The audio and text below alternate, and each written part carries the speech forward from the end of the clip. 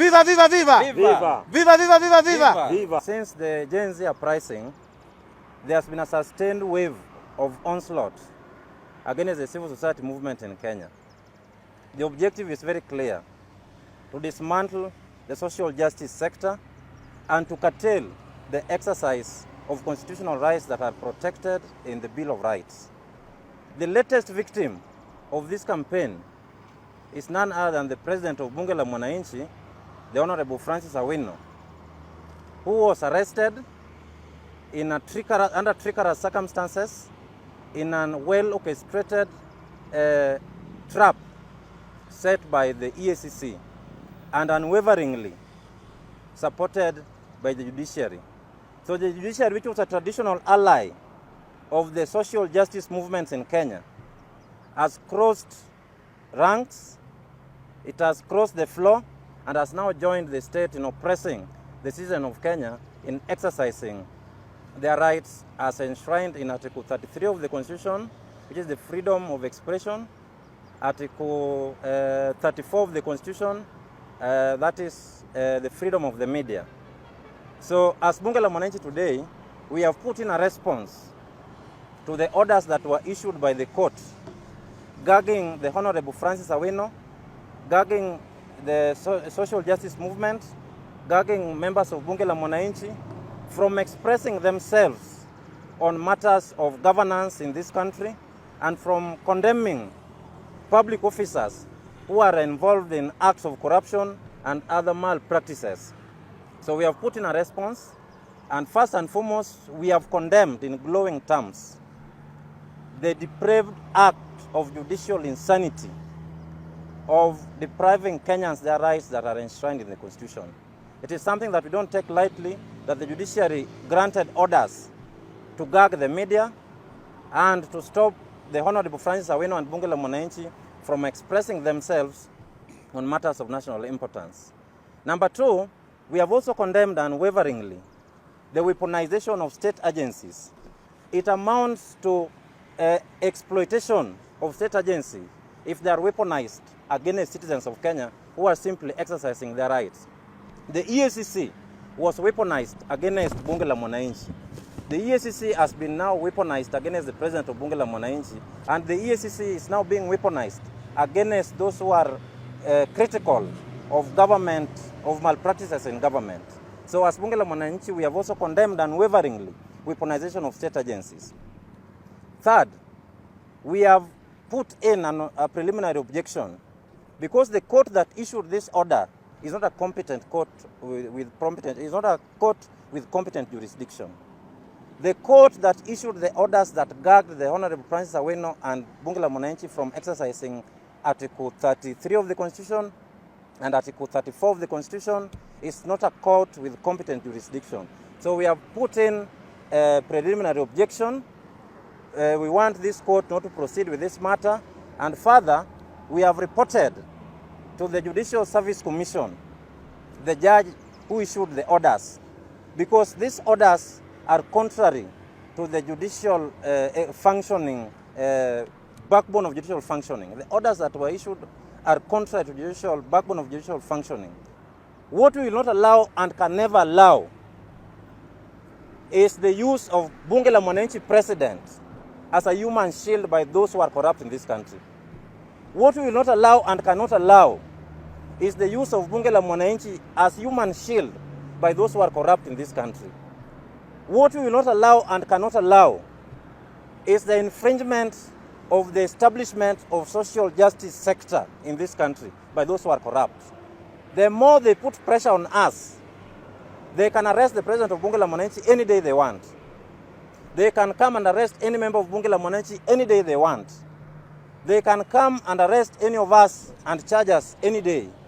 But we will never allow the weaponization of state agencies or the use of the president of Bunge la Mwananchi as a human shield by those who are corrupt in this country. Iko watu wameungana sana sana madirector wa certain parastatals.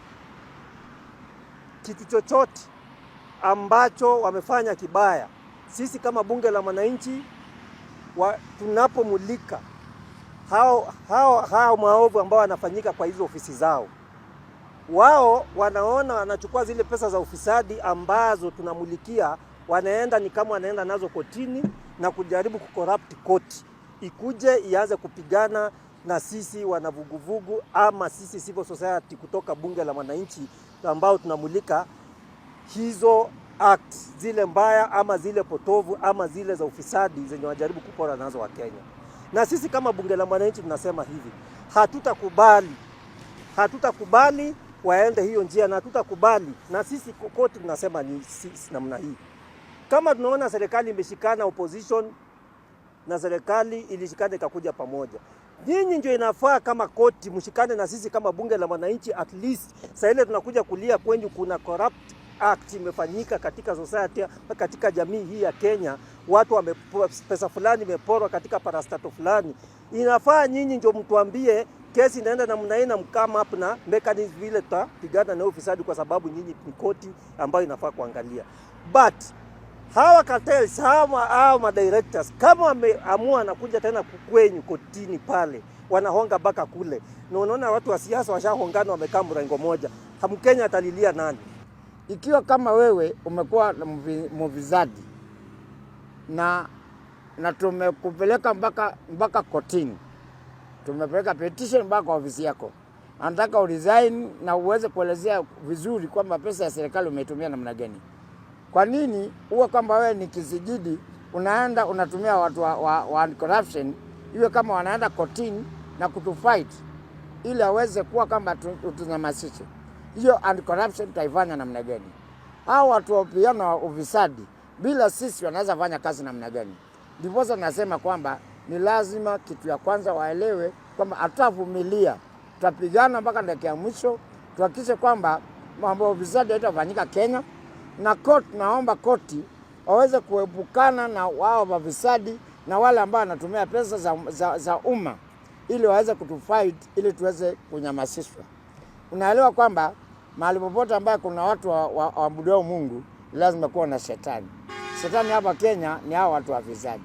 Wale ambao wanapigana usiku na mchana, wa make sure kwamba pesa zote zimewekwa mfuko zao, lazima tunaendelea kuangamia kama raia.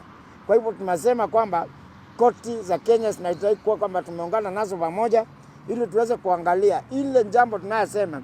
Hatuna interest ambayo tunasema kwamba tunataka wale wavutwe tuingie, ila tunataka mtu ambaye anayefanya kazi kwa njia inayofaa. But we are very sad this afternoon that there is an attempt to make sure that the president of bunge la mwananchi should not be talking about corrupt institutions that is within our land. We are not happy, and we are going to fight this war to the end, because as Article 37 is very clear about freedom of expression. We cannot have a court this afternoon saying that we cannot talk about public figures, directors of institutions, and that is that includes Kera, Kenha, and other institutions. You cannot go to court and try to tell us we cannot talk about you and your public figures. We have the right to criticize, and we have the right to air our opinion about any public figure. So if you think you do not want to be criticized, please, can you stop being a public figure, resign, and kindly go home, because we will criticize, especially where corruption is involved. So this afternoon, and with all due respect, we respect our courts, we do not understand how you can try and petition one president of bunge la mwananchi, that is Francis Owino, not talk about public figures. We want to make it very clear. Human rights in our constitution are very clear, that you cannot gag anyone to talk about any public figure. And on that note, we will continue calling these corrupt officers who are directors of corporations any day, and we hope our courts will not try to stop us from doing this. Viva! Viva! Viva, viva, viva!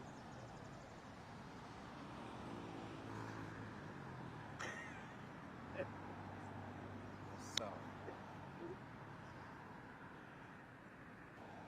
Did I capture? Ya, umekapa kule. Hiyo kemikali